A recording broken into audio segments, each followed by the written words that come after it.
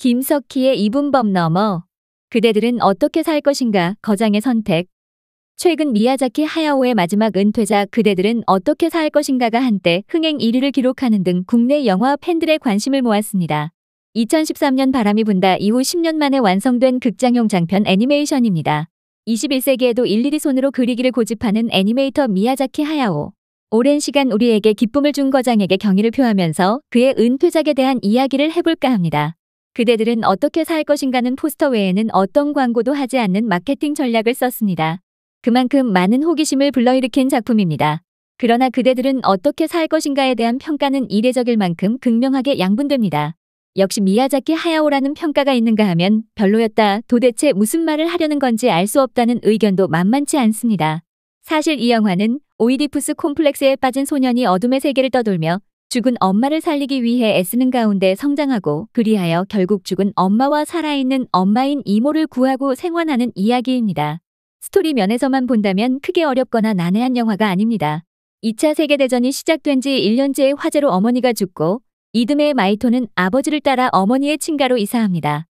그곳을 지키는 것은 어머니의 여동생 나스코였고 이미 아버지의 아이를 임신한 상태였습니다.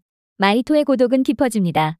그의 방 옆에는 멋진 서재가 있었는데 서재는 머리가 너무 좋아서 공부만 하다가 어느 날 갑자기 흔적도 없이 사라졌다는 조상의 방이었습니다.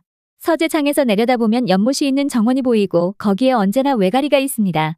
외가리가 접근해 오면서 마이토에게는 이상한 일들이 생깁니다. 마이토는 외가리를 따라 연못 건너 이상한 세계로 들어가게 됩니다.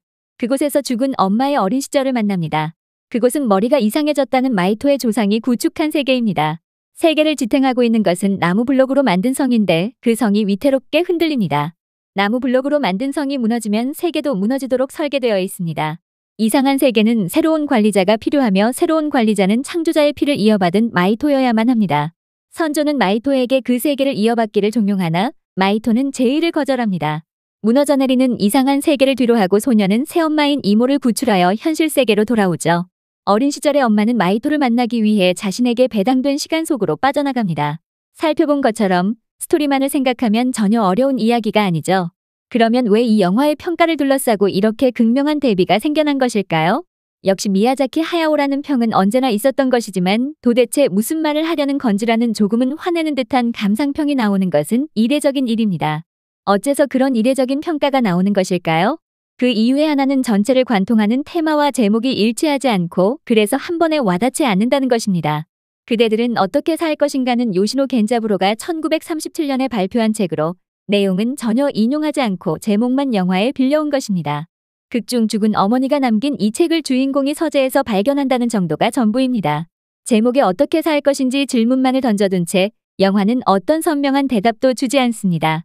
어쩌면 그래서 어떻게 살라는 말이지? 라는 질문이 남기 때문에 이 영화는 애매하거나 무슨 말을 하려는 건지 알 수 없는 영화가 되어버리는 것일지도 모르겠습니다.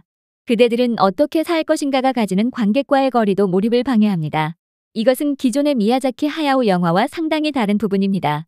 기존의 미야자키 하야오 영화는 스펙타클한 공중부양 장면이나 거대한 존재의 움직임 등을 최대한 화면 바깥쪽에 배치함으로써 관객들을 스크린 안으로 끌어들였습니다. 예를 들면 마녀 배달부 키키의 빗자루 비행, 센과 치히로의 비대해진 가오나시가 온 천장을 휩쓰는 장면, 하울의 움직이는 성의 유기체처럼 움직이는 거대한 성, 하울과 소피의 공중댄스, 바람이 분다의 여러 비행 장면들을 떠올려 볼 수 있습니다. 남녀노소를 불문하고 신이 날 만한 광경들이죠. 그런데 그대들은 어떻게 살 것인가에는 일단 관객을 함께 공중부양시키는 듯한 압도적이고 실감나는 장면이 별로 나오지 않습니다. 도입부의 화재 장면과 마이토의 조상이 만든 세상이 무너지는 장면 정도는 손가락에 꼽을 수 있겠습니다. 그 장면들은 그리 길지 않을 뿐더러 그 중에서도 공들인 장면으로 보이는 도입부 화재 장면조차 몰입을 용납하지 않고 조기에 단절되어 버립니다. 이 영화는 사이렌 소리와 함께 시작되는데 사람들의 요란한 발소리가 들리고 소년 마이토는 잠에서 깨어납니다. 엄마가 입원해 있는 병원에 불이 났다는 말을 듣고 2층으로 뛰어 올라가서 불타는 건너편을 보고는 다급히 옷을 입고 병원 쪽으로 달려갑니다. 마이토를 부르는 엄마의 목소리가 들립니다. 다음 순간 영화 제목이 스크린에 떠오릅니다. 이 화재 장면은 그렇게 이야기 밖으로 사라집니다. 그리고 그 다음에는 바로 조용한 농촌이 공간적 배경이 되는데 유독 롱샷이 많습니다. 가능한 한 관객과의 거리를 유지합니다. 나는 이 영화가 그간의 미야자키 하야오 영화를 정리하는 영화, 책으로 말하자면 종장의 결론부 같다고 느꼈습니다. 종장을 쓰면서 후배들에게 이후의 세계의 질문을 던짐으로써 가능성을 열어둔 작품이 아닌가 합니다.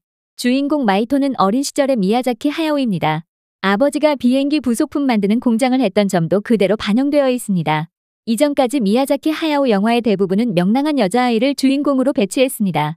이에 대해 미야자키 하야오는 이렇게 말합니다. 여러 가지를 내면에 안고 있으면서 그것을 감추고 살아왔다는 것을 깨달았습니다.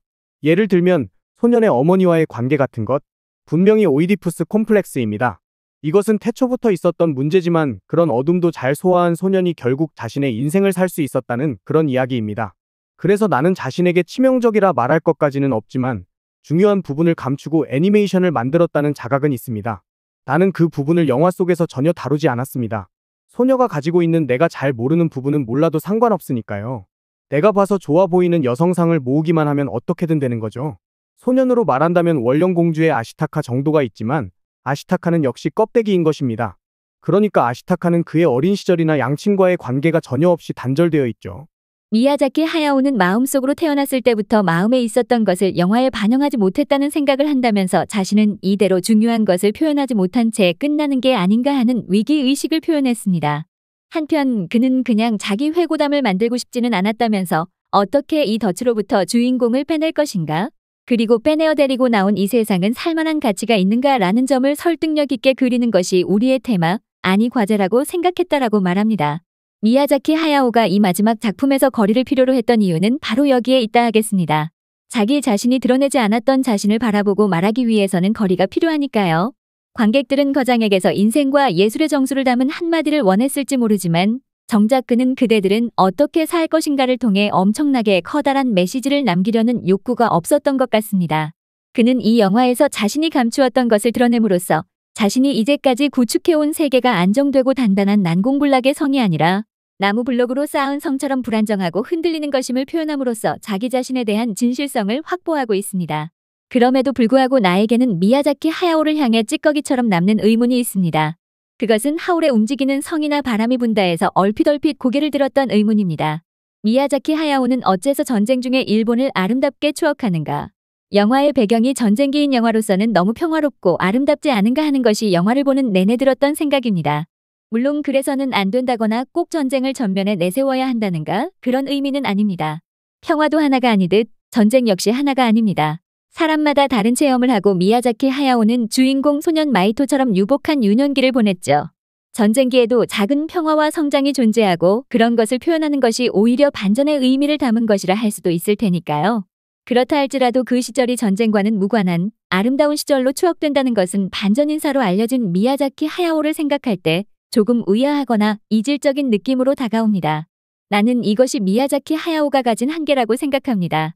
하지만 미야자키 하야오는 나무블록으로 쌓은 성을 매개로 하여 자신의 흔들리는 모든 내면을 고백한 것이 아닌가 하는 생각이 듭니다. 거장으로서의 면모를 유감없이 발휘하기보다 자신의 내면으로 돌아가 겸허히 돌아보는 모습, 그래서 더 인상적인 퇴장이 아닌가 싶습니다.